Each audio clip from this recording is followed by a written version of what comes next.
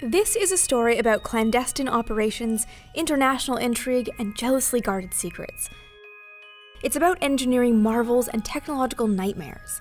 It's a big story, but it starts very, very small. Inside a cigar box full of letters.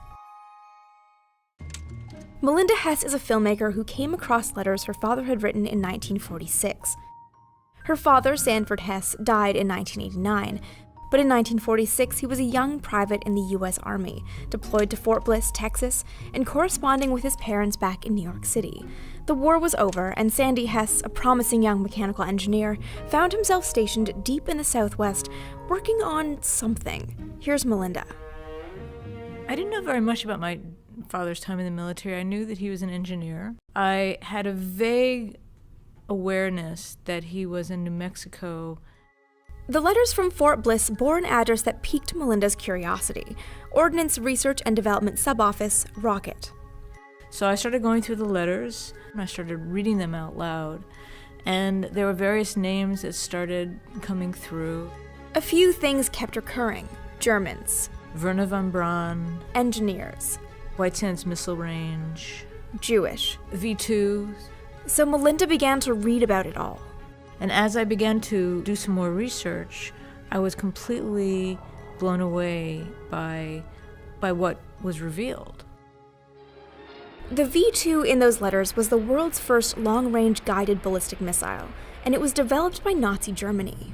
The V2, which in German stands for Retribution's Weapon 2, rained down on Allied cities, chiefly London, and killed thousands of civilians. The missile also took its toll on German soil.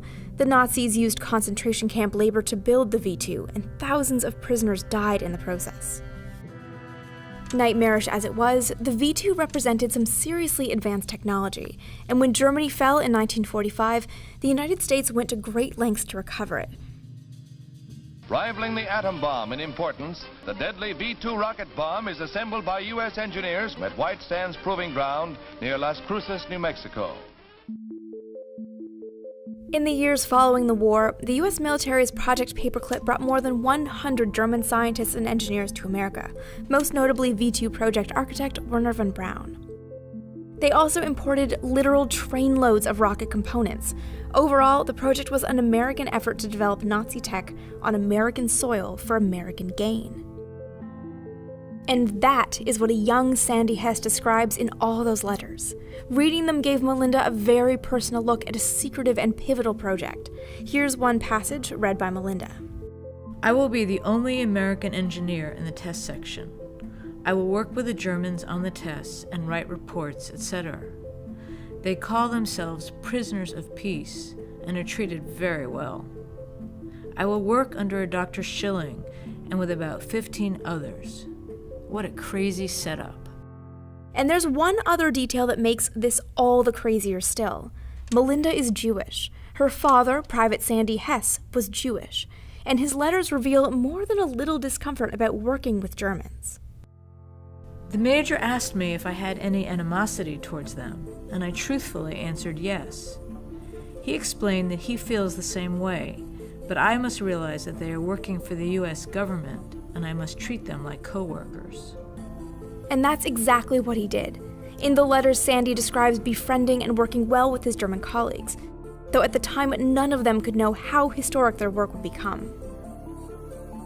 Under American direction, the V2 program evolved, splintered, and eventually led to the Saturn family of rockets, the very same rockets that sent Apollo astronauts to the moon.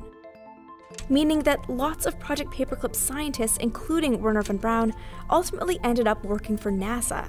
In short, our space program owes a lot to a careful collaboration between ex-Nazis and American Jews.